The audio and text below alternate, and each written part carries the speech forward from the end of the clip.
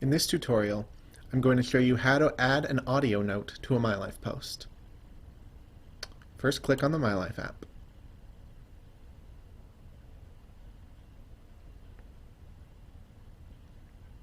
And next, select a category to add the audio note to.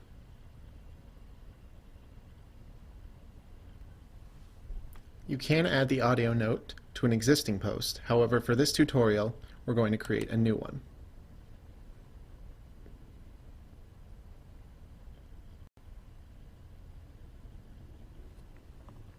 Now first, make a name for your post. Nothing fancy.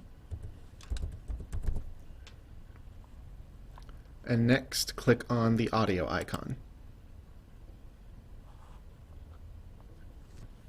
Now click on Use Mic to use your computer's microphone.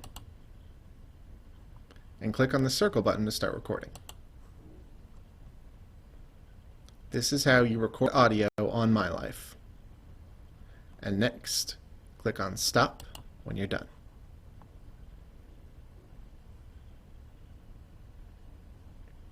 Now it's worth noting you can upload audio directly from your computer. However, if the file size is more than 100 megabytes, it will not work. So click on Save.